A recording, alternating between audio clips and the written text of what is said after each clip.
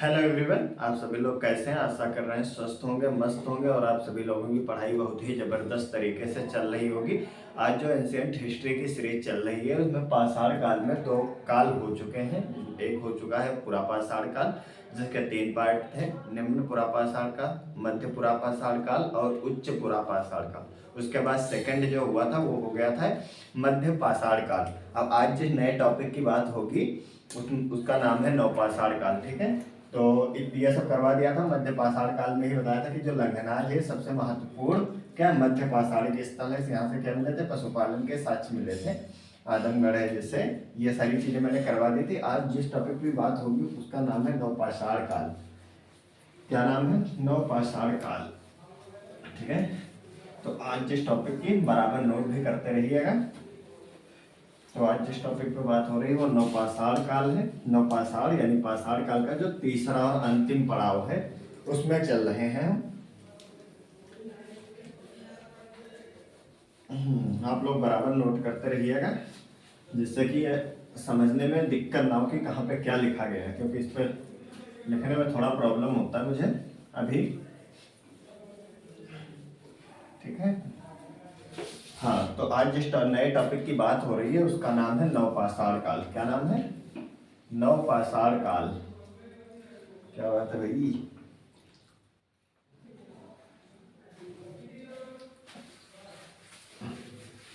नवपाषाण काल, नवपाषाण, नवपाषाण काल बराबर लिखते रहिएगा।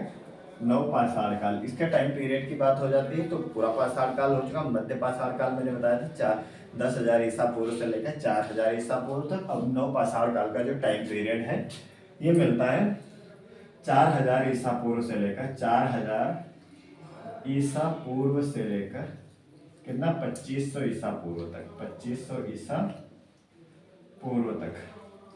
ठीक है, तो नवपाषाण काल शब्द कहाँ से आया है? तो नवपाषाण काल जो शब्द है, ठीक है, एक तो सबसे पहले इसका जो इंग्लिश में नाम लिखा था उसका नाम था नियोलिथिक। नियोलिथिक शब्द था कि जॉन लुबाक नाम के एक हिस्टोरियन हुए हैं। उन्होंने अपनी किताब प्री हिस्टोरिक टाइम्स में इस शब्द का मेंशन करा था। उसके बाद बात आती है कि भारत में सर्वप्रथम नवपाषाण कालीन स्थल कहाँ से मिले। तो भारत में सर्वप्रथम नवपाषाण कालीन स्थल जो है 1842 में यानी 1842 ईस्वी में लिंग सुगुर से प्राप्त हुए थे। जबकि उत्तर प्रदेश की बात करी जाए तो उत्तर प्रदेश में प्रथम नवपाषाणिक जो उपकरण मिले हैं ला मासूरिया ने प्राप्त किए थे। क्या? ला मासूरिया नाम के एक पुरातत्वविद थे, उन्होंने ही प्राप्त किए थे। अब बात आती है कि जैसे मध्य पाषाण काल या पुरापाषाण काल में उपकरण होते थे, तो नवपाषाण काल में किस तरह के उपकरण आए? तो नवपाषाण काल में जो उपकरण आए हैं, बसूला आया है, छेनी आता है, कुल्हाड़ी आती है, ठीक है, पालिशदार उपकरण आने लगते हैं यानी चिकने, और छोटे उपकरण आने लगते हैं, धारदार उपकरण आने लगते हैं। ठीक है, उसके बाद बात आती है कि नवपाषाण काल में ज्यादा से ज्यादा क्या चेंजेस होने लगे, क्योंकि पाषाण काल में बहुत सारे जो चेंजेस देखने को मिले, क्योंकि होमोसैपियंस यानी मानव की प्रजाति का विकास हो चुका था। कृषि का प्रारंभ हो जाता है। किसका? कृषि का प्रारंभ जो है मानव सभ्यता में एक महत्वपूर्ण क्रांति मानी जाती है। जब कृषि का प्रारंभ हो जाता है तो क्या होता है कि कृषि के प्रारंभ होने से पशुपालन होने लगता है।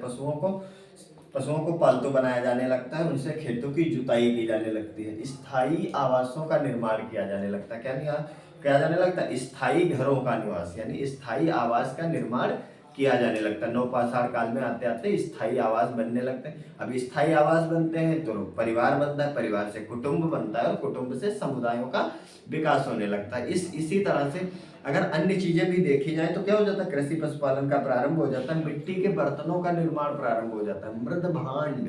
किसका? मृद भांड, मिट्टी के बर्तन, चाक का आविष्कार, कारीगरी, इस तरह के बहुत सारे जो शिल्प है उनके विकास उत्तरोत्तर देखने को मिलता है। ठीक है, अब इस समय का जो मानव था वो क्या होता, यानी मध्य पाषाण काल और पुरापाषाण काल में मानव जो था वो क्या था? खाद्य संग्राहक हुआ करता था, खाद्य संग्राहक हुआ करता था, शिकारी हुआ करता था। लेकिन मानव अब नवपाषाण काल में आते आते क्या होने लगा? क्योंकि कृषि का विकास हो चुका है, इस वजह से मानव जो था अब खाद्य संग्राहक से खाद्य उत्पादक बन गया था। क्या बन गया था? खाद्य संग्राहक से लेकर खाद्य उत्पादक बन गया था। अब बात चाक का आविष्कार भी इसमें देखने को मिलता है, जिससे मृद भांडों का निर्माण होने लगता है। इस काल की जो प्राचीनतम बस्ती मिलती है वो मेहरगढ़ में मिलती है। तो ठीक है, इसके बारे में कुछ जानकारी पहले नोट कर लेते हैं। ठीक है, तो ये जो पहला टॉपिक चल रहा है नवपाषाण काल, इसके लिए कुछ मेन बिंदु लिखने हैं। ठीक है, तो जो पहला बिंदु है नवपाषाण काल के लिए जो आया है वो आया है नियोलिथिक शब्द, यानी नियोलिथिक शब्द जो आया है, नियोलिथिक पीरियड, नियोलिथिक शब्द जो आया है ये कहाँ से आया है? जॉन लुबाक नाम के एक थे हिस्टोरियन, जॉन लुबाक ने अपनी पुस्तक किसमें? प्री हिस्टोरिक टाइम्स में दिया है। प्री हिस्टोरिक टाइम्स, ये इनकी बुक है, इसमें इसका उल्लेख मिलता है। ठीक है, तो यानी नवपाषाण काल कैसे पहचाना गया? तो नवपाषाण काल के जो उपकरण है, सबसे पहले नवपाषाण काल के उपकरण। भारत में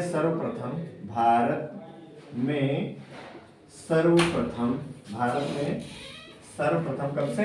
1842 में लिंग सुगुर, क्या नाम है? लिंग सुगुर नामक स्थान से प्राप्त होते हैं, ठीक है। अगर बात करी जाए, ये भारत की बात हो रही है, अगर उत्तर प्रदेश की बात हो जाए तो क्या हो जाएगा? तीसरा पॉइंट जो हो जाएगा उत्तर प्रदेश में यानी सर्वप्रथम नवपाषाणिक स्थल, नवपाषाणिक उपकरण जो है वो किसने प्राप्त करे थे? ला मासूरिये ने, ला नाम है, ला मासूरिये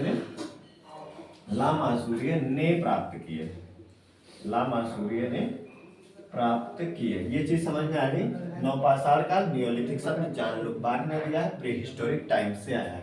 दूसरा है नवपाषाण काल के उपकरण जो भारत में सर्वप्रथम 1842 में लिंगसुगुर नामक स्थान से प्राप्त होते हैं, कर्नाटक में पड़ता है ये स्थान। दूसरी बात है उत्तर प्रदेश में अगर देखा जाए तो नवपाषाणी उपकरण सर्वप्रथम कहाँ से प्राप्त होते हैं? ला मासूरिये से प्राप्त होते हैं। अगर इसके प्रमुख उपकरणों की बात कर ली जाए, जैसे हर पाषाण काल के उपकरण होते थे, तो क्या है प्रमुख उपकरण में क्या आ जाएगा? बसुला आ जाएगा जो चलता है, बसुला हो जाएगा, छेनी हो जाएगा, हथौड़ी हो जाएगा, कुल्हाड़ी हो जाएगा, पालिशदार उपकरण हो जाएंगे। क्या हो जाएगा? पालिशदार उपकरण आदि। इस तरह के जो है उपकरण देखने को मिलते हैं। ये चीज समझ में आ रही होगी कि नवपाषाणी कालीन स्तर। अब बात आ रही है कि इस काल में कृषि का प्रारंभ हो जाता है। क्या हो जाता है? इस काल में कृषि का प्रारंभ हो जाता है, जिससे मानव सभ्यता में एक क्रांति के रूप में जाना जाता है, क्योंकि कृषि के विकास होने से व्यापार होता है, ठीक है, पशुपालन हो जाता है, स्थायी जीवन का निर्माण हो जाता है, परिवार बनते हैं, कुटुंब बनते हैं, समुदायों का निर्माण होने लगता है। और जब इतना ज्यादा अनाज हो जाता है यानी खाद्य उत्पादन होने लगता है, तो यानी मानव संग्राहक जो यानी मानव जो था वो कहाँ से? मानव खाद्य संग्राहक से लेकर खाद्य उत्पादक की अवस्था में पहुंच जाता है। ठीक है, तो जो मुख्य घटना हुई है वो है कृषि का प्रारंभ। क्या? कृषि का प्रारंभ जो है मानव सभ्यता की एक प्रमुख क्रांति के रूप में जाना जाता है। मानव सभ्यता की प्रमुख क्रांति के रूप में जाना जाता है, प्रमुख क्रांति। अब ध्यान देना कि जब कृषि का प्रारंभ होता है तो देखना कि कितनी चीजों का विकास होने लगता है। कृषि का प्रारंभ होता है तो पशुपालन का प्रारंभ हो जाता है, पशुपालन का प्रारंभ कर दिया जाता है। ठीक है, अब कृषि हुई है तो मानव क्या हो गया? खाद्य संग्राहक से खाद्य उत्पादक की अवस्था में पहुंच गया। मानव जो था खाद्य संग्राहक से खाद्य उत्पादक यानी खाद्य को प्रोड्यूस भी करने लगा। मानव जो था खाद्य संग्राहक से खाद्य उत्पादक की अवस्था में पहुंच गया। स्थायी आवासों का निर्माण होने लगा, स्थायी आवासों का स्थायी आवासों का निर्माण। अब स्थायी आवास का निर्माण हुआ तो क्या हुआ, परिवार आए, परिवार से क्या बने, कुटुंब बने, और कुटुंब से क्या हो गया, समुदायों का निर्माण हुआ, समुदायों का विकास हुआ, समुदायों का विकास होने लगता है। अब ठीक है, अब ये चीज समझ में आई, पशुपालन होने लगा, कृषि के प्रारंभ, अब कृषि का प्रारंभ हुआ यानी अनाज को रखने के लिए किन चीजों का विकास होने लगा, तो मृद भांडों का निर्माण हुआ। किसका हुआ, मृद भांड, मृद भांडों, मृद भांडों में यानी मिट्टी के बर्तनों का, मृद भांडों का निर्माण हुआ। अमृत भांड यानी मिट्टी के जो बर्तन थे जो रखे जाता था जिसमें अनाज, वो किस पे बनाए गए, तो चाक का आविष्कार हुआ, चाक का आविष्कार हुआ, चाक का आविष्कार हुआ। ठीक है, कारीगरी आई, शिल्पकारी आई, तो क्या हुआ, शिल्प का विकास हुआ, शिल्प का विकास। फिर क्या, कारीगरी, कारीगरी आदि, यानी नए नए शिल्पों का विकास देखने को मिलने लगता है, नए नए बर्तन बनने लगते हैं, स्थायी आवासों का निर्माण होने लगता है, खाद्य संग्रह से खाद्य उत्पादन की अवस्था में पहुंच जाता है। इस काल की जो प्राचीनतम बस्ती है, शिल्प उद्योग होने लगते हैं। इस काल की प्राचीनतम जो बस्ती है, इस काल की प्राचीनतम बस्ती जो है वो कहाँ पड़ती है, पाकिस्तान में मेहरगढ़ पड़ती है। कहाँ पड़ती है, पाकिस्तान में स्थित मेहरगढ़ है, पाकिस्तान में स्थित मेहरगढ़, क्या है, मेहरगढ़ है। ठीक है, सबसे पहले क्या, मेहरगढ़ एक मात्र ऐसा स्थान है जहां से सबसे पहले कहा, किस चीज के, चावल की खेती के साक्ष्य मिलते हैं। किस चीज के, चावल की खेती के साक्ष्य मिलते हैं, प्राचीनतम। लेकिन अब क्या हुआ, नवीनतम खोजों के आधार पर यह पता चला है कि उत्तर प्रदेश के संत कबीर नगर में एक स्थान पड़ता है लहुरा देव, वहां से सबसे ज्यादा प्राचीनतम खेती के साक्ष्य मिलते हैं। यानी पहले क्या था, अभी तक यहाँ था, मेहरगढ़ में माना जाता था कि प्राचीनतम खेती के साक्ष्य मिले हैं, लेकिन बाद में क्या हुआ, लहुरा देव से जो हुआ, ये इसके प्राचीनतम खेती के साक्ष्य मिलने लगते हैं। ठीक है, तो पाकिस्तान में स्थित मेहरगढ़ था, किंतु नवीनतम खोजों के आधार पर, नवीनतम खोजों के आधार पर वर्तमान में क्या है, वर्तमान में प्राचीनतम नवपाषाणिक स्थल जो पड़ता है वो पड़ता है संत कबीर नगर में स्थित है, संत कबीर नगर में स्थित लहुरा देव है। क्या है, लहुरा देव, ये स्थान बहुत महत्वपूर्ण है। ठीक है, यहां से क्या मिला, प्राचीनतम खेती के साक्ष्य मिलते हैं। क्या मिलते हैं, प्राचीनतम खेती के साक्ष्य। प्राचीनतम खेती के साक्ष्य का मतलब है चावल की खेती मिलती है। ठीक है, चावल की खेती के साक्ष्य मिलते हैं। अब ये चीज समझ में आ रही होगी कि नवपाषाण काल क्या है, नवपाषाण काल का शब्द कहां से आया, नवपाषाण काल में कहां से उपकरण प्राप्त हुए, किस प्रकार के उपकरण होते थे। ठीक है, अब जो मेन क्रांति मानी गई नवपाषाण काल की, उसे माना गया मानव सभ्यता की जो कृषि का प्रारंभ हो। अब कृषि का प्रारंभ होने से पशुपालन का प्रारंभ हो जाता है, मानव जो था खाद्य संग्रह से खाद्य उत्पादक बन जाता है। जब अनाज बहुत ज्यादा होने लगता है तो उसे रखने के लिए क्या जरूरत पड़ती है, उसे रखने के लिए मृद भांडों की जरूरत पड़ती है, चाक का आविष्कार होता है, शिल्प उद्योगों का विकास होता है। ठीक है, स्थायी आवासों का निर्माण होता है जिससे परिवार बनते हैं, कुटुंब बनते हैं, कुटुंबों से समुदायों का विकास होता है, धीरे धीरे गाँव का निर्माण होने लगता है। ये चीज समझ में आ गई होगी। ठीक है, इस काल की जो प्राचीनतम बस्ती मिलती है यानी नवपाषाणिक स्थल की, वो मेहरगढ़ था पहले, कि यहाँ से प्राचीनतम खेती के साक्ष्य मिलते थे। लेकिन नवीनतम खोजों के आधार पर जब खोजा गया तो ये पता चला कि वर्तमान में जो संत कबीर नगर है उत्तर प्रदेश में, वहां पे एक स्थान पड़ता है लहुरा देव, वहां से चावल की खेती के प्राचीनतम साक्ष्य देखने को मिलते हैं। ठीक है, यहाँ से गेहूं है, जौ है, अनाज है, इस तरह की बहुत सारी चीजें जो देखने को मिलती हैं। आज बात चल रही है इनके विस्तार क्षेत्र की, किसकी बात चलेगी, यानी नवपाषाणिक उपकरण जो थे ये कहाँ कहाँ पाए गए, नवपाषाणिक स्थल कौन कौन से। ठीक है, तो इतना ये वाला यहाँ तक मिटा देता हूँ। ठीक है, कृषि के प्रारंभ के ऊपर तक, यहाँ मृद भांडों का, उसके बाद तब तक नीचे वाला नोट कर लीजिए।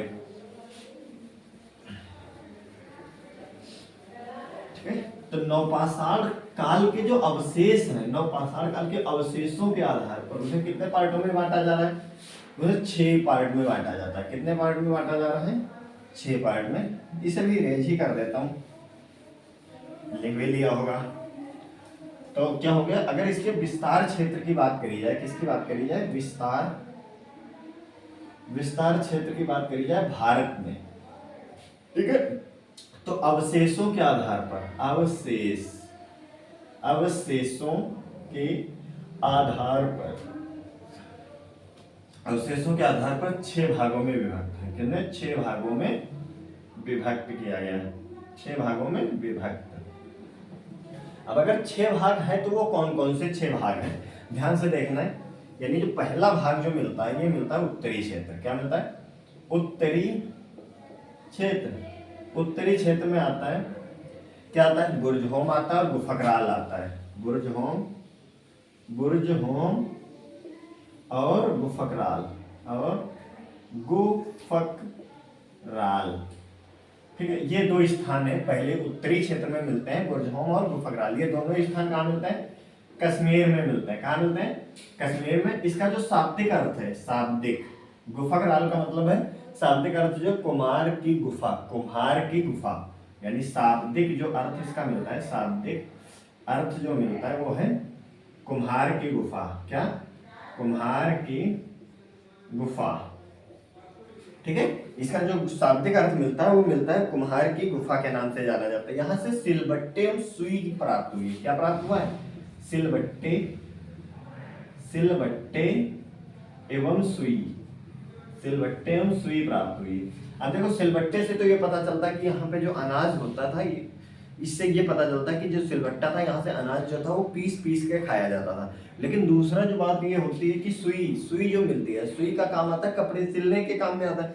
तो इससे ये पता चलता है कि यहाँ के जो लोग थे वो वस्त्र सीने की विद्या में भी कहते पारंगत थे, यानी वस्त्र सी कर पहन लेते थे, ठीक है। तो ये हो गया सिलबट्टा एवं सुई। सिलबट्टे से क्या? अनाज पीसना, ठीक है। आशा कर रहे हैं दिख रहा होगा। और सुई से वस्त्र सिलाई, ठीक है। ये चीज समझ में आ गई। बुर्जहोम कश्मीर में पड़ता है। इसका क्या हो जाएगा? इसका जो उत्खनन करवाया था वो किसने करवाया था? उत्खनन बहुत मोस्ट है, इसलिए डी टेरा एवं पीटरसन ने। बुर्जहोम से क्या मिलते हैं? गर्तावास के साक्ष्य मिलते हैं। गर्तावास मतलब गड्ढों में घरों के साक्ष्य मिलते हैं। गर्तावास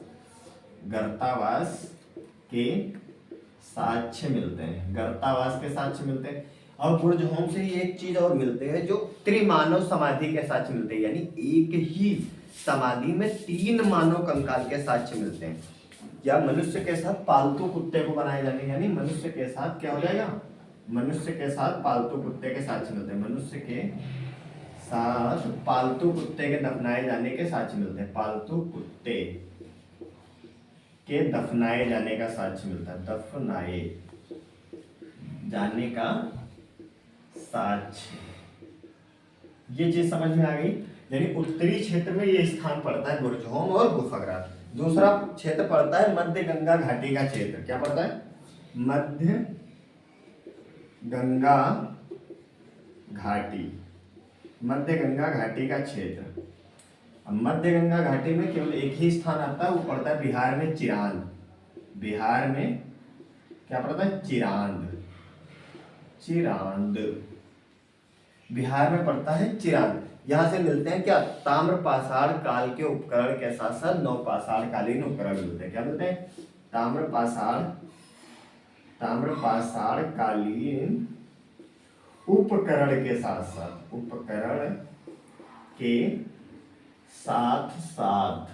क्या मिलते हैं? ताम्रपाषाण कालीन उपकरण के साथ साथ नवपाषाण कालीन उपकरण मिलते हैं। नवपाषाण कालीन उपकरण मिलते हैं।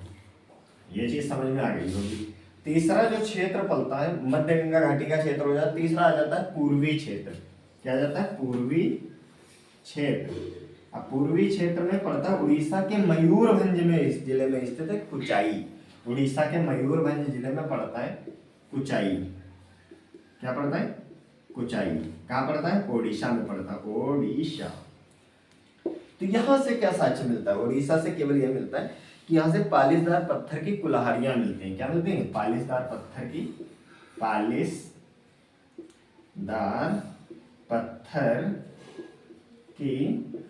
कुल्हाड़ियां। ये चीज समझ में आ गई होगी। ठीक है, 3 स्थान हो गए। चौथा जो क्षेत्र पड़ता है उसका नाम है उत्तर पश्चिमी क्षेत्र। उत्तर पश्चिमी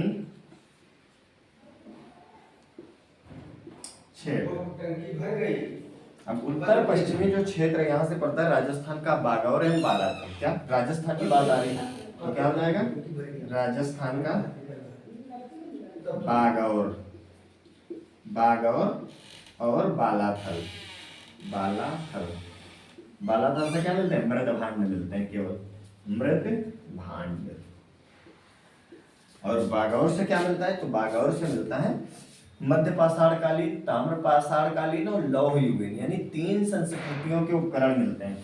यानी यहां से क्या मिल जाएगा? मध्य पाषाणकालीन है, पहला क्या? मध्य पाषाणकालीन है, मध्य पाषाणकालीन। लौह युगीन है, ये बाद में आता है, लौह युगीन और ताम्र युगीन। ताम्र युगीन संस्कृति के साक्ष्य मिलते हैं। ताम्र युगीन संस्कृति के साक्ष्य मिलते हैं। ये चीज समझ में आ गई होगी।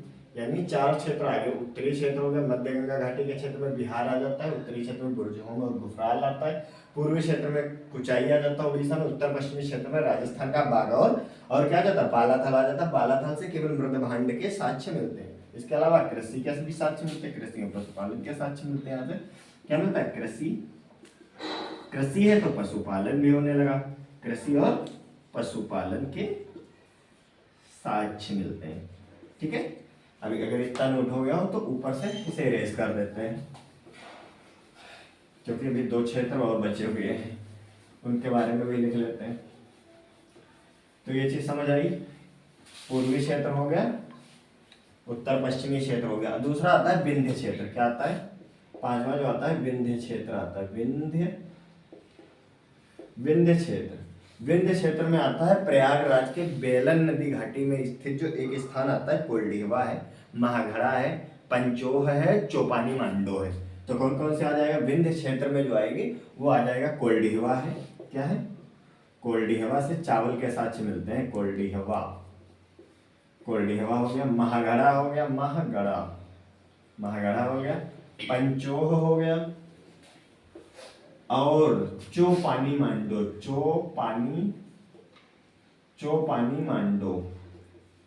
ठीक है, इतने स्थान आते हैं विंध्य क्षेत्र में। कोल्डिहवा हो गया, महागढ़ा हो गया, पंचोह हो गया और चौपानी मांडो। ये सब प्रयागराज की बेलन नदी घाटी में स्थित मिलते हैं। कोल्डिहवा जो है यहाँ से क्या मिलते हैं? चावल के साक्ष्य मिलते हैं। किसके?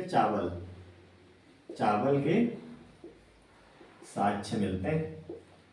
जले हुए चावल एवं बालियों के, यानी जले चावल की बालियों के साथ, जले चावल की बालियों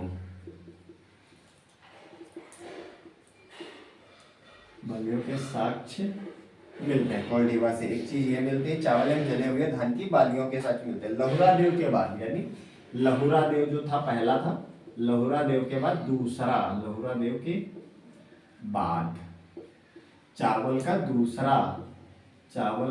दूसरा प्रमुख साक्ष्य है। यानी सबसे पहले कहाँ मिला था? कोल्डिहवा में मिले। अब बात आती है महागढ़ा और पंचोह की आती है। कहाँ की बात आती है? महागढ़ा और पंचोह की। तो यहाँ से क्या मिलता है? दूसरा स्थान जो आ जाएगा ये आ जाएगा, महागढ़ा और पंचोह। यहाँ देख लेते हैं इसके बारे में। तो यहाँ से क्या मिलते हैं? गोलाकार प्रस्तर की कुल्हाड़ियां मिलती हैं और गोलाकार झोपड़ी के साक्ष्य मिलते हैं। तो महागढ़ा और पंचोह से मिलते हैं गोलाकार